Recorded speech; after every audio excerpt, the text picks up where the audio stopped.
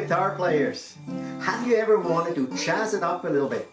Play some cool jazz chords in a normal blues progression. In this lesson we're going to use some really cool jazz chords in a normal 1-4-5 16 bar blues progression. We're also going to use a very simple finger picking technique, okay, that you can master in no time, and it will give you the opportunity to practice your finger picking a little bit. My name is Jörg Salterman and welcome to Master Guitar Fret. Please subscribe to my channel. A thumbs up and comments are always welcomed as well. Alright, let me play you what we're going to learn, and then I'm going to break it down riff by riff with visual tabs.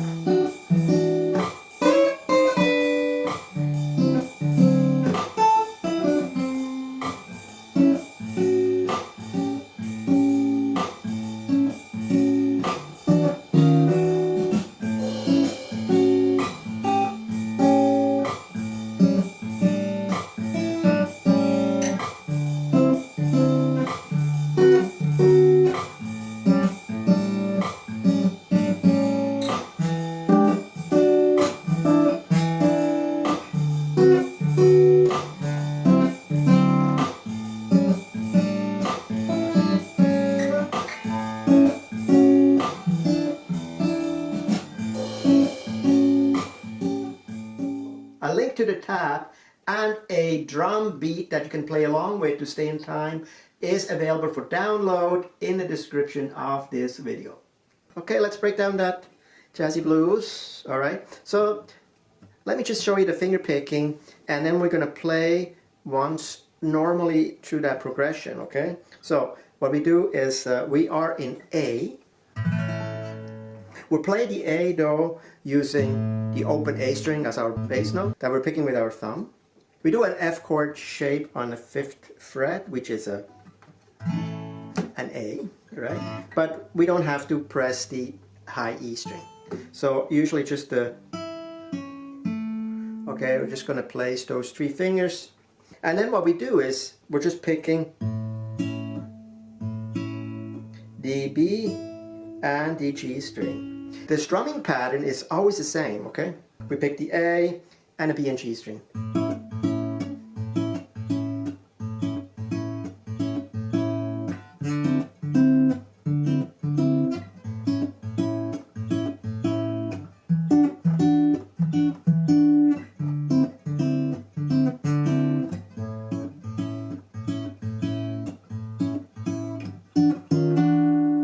Okay, so that's playing once through the chords. The basic foundation of this blues is A, kind of that A that we're playing as I explained, a D9, back to A, and then the turnaround, E9, D9, and back to A. However, we're going to jazz up this basic pattern a little bit by adding some nuances and chords in different position with some 7s and 9s and 13s in there.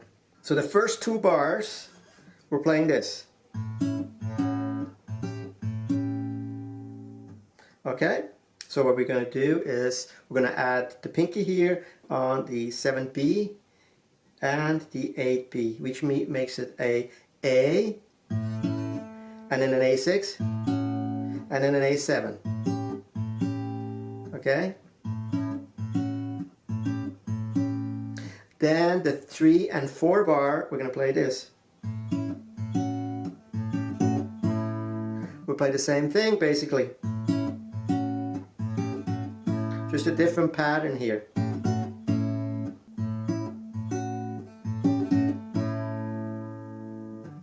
So that's the first 4 bars in the A chord. Then we go to D9, bar 5 and 6. We'll do this twice, okay? And the D9 chords right here. You can see it on screen. Okay, we'll do this. Then we'll do that little lick. Pick the G and the E. And then slide back. pick and slide, and then slide back without picking. The 7 and 8 bar, we go back to A. Basically what we played in bar 1 and 2. Next we go to the turnaround. An E9 and the E9 same shape as the D9 we just did. Okay, but on the 6th fret. Okay, here we play this. We use again the G and the E string. We slide from 7 to 9 and then okay.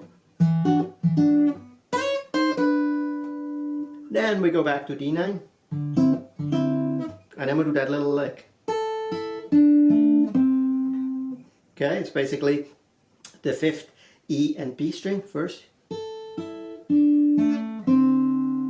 Okay, so what I normally do is I play these first and then as soon as I hit that note I cover with my ring finger both the 7 G and D string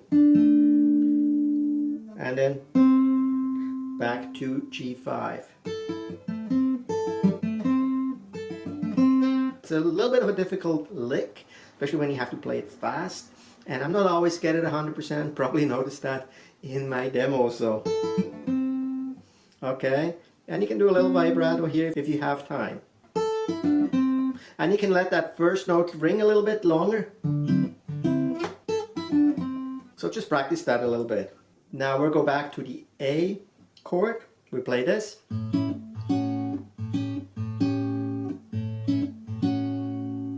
Then we go to the E9 again. And we'll move it up 1 fret to make it a flat E9. Pick the original E9. Pick the flat E9. And then immediately slide to finish that turnaround.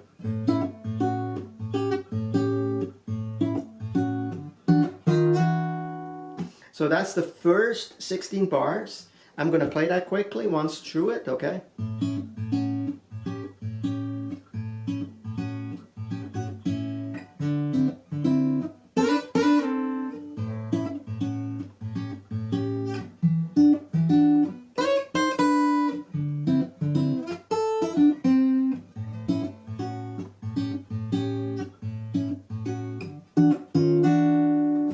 And now we're going to tackle the second 16 bars.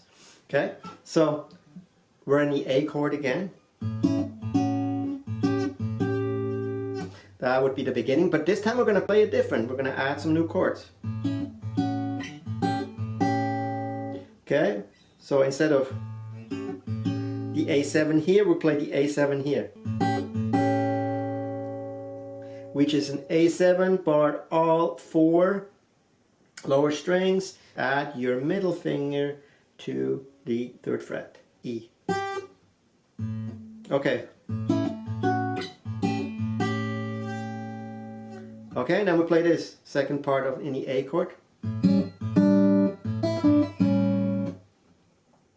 Okay, this is also an A7. And this time, again, we're using B, G, and the open A.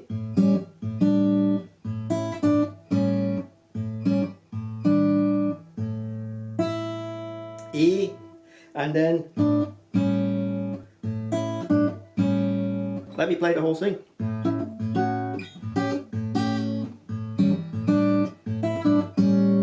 So that adds a different sound to that first section we played. You know, 2 guitars could play that, and somebody plays it up here and somebody plays it down here too, right? So it just adds more variety. Then we'll go to D9. We play that once here, and then we play a new chord. That's a D13, and that might be a little difficult. You can play that everywhere. That would be A13. At D13, we are obviously on a D note here on the E string. So So we play that. We play we're on 10th fret, index finger on the E string, middle finger on the D string, ring finger on the 11th fret G, and the B string for the pinky. And again, you don't need to, we're not using that here. If you happen to pick it, it's okay. I only pick those two, but if you brush on it, that's fine. Okay, and because the way you play this, you brush on it, you're actually muting this A string. Okay? So that change here, you want to practice a little bit. I'm not that fast either because it's a new chord for me. But the cool thing is, as you play it, right? As you play the bass note, you still have time to place your fingers down. Because you have a little bit of time there, right? And then we go back to the A chord, and that's what we're playing.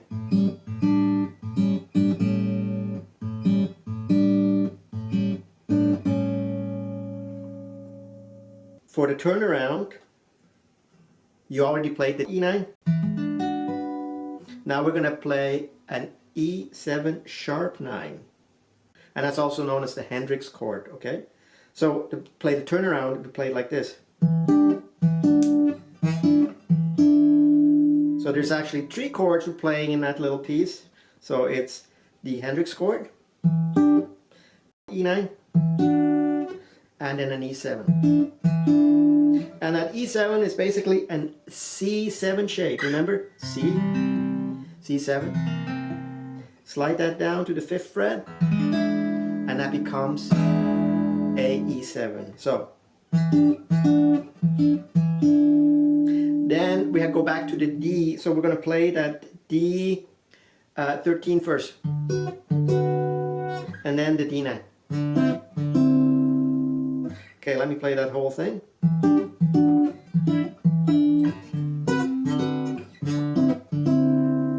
Okay, then we go back to A. Same thing we played before. Then we go to this A. Okay, play that once. Then we play that C7 shape on the 5th fret, which is an E.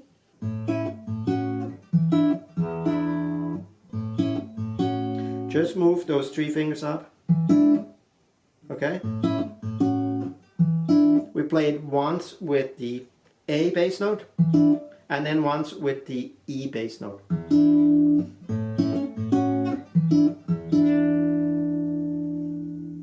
Let me play the second part of this blues again.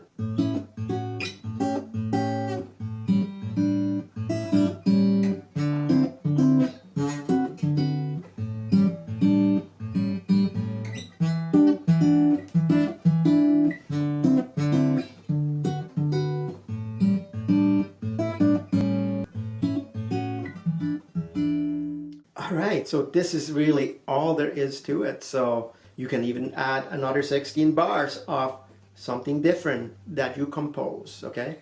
And I will probably lay down a solo over that too at some point in time, so stay tuned for that. Subscribe to the channel and you get notification when new lessons go up. Alright. I do hope you enjoyed this lesson and it will help you in your guitar journey. If it does, give me 2 thumbs up, leave a comment and subscribe. Thank you so much. Until next time, I will see you soon. Take care.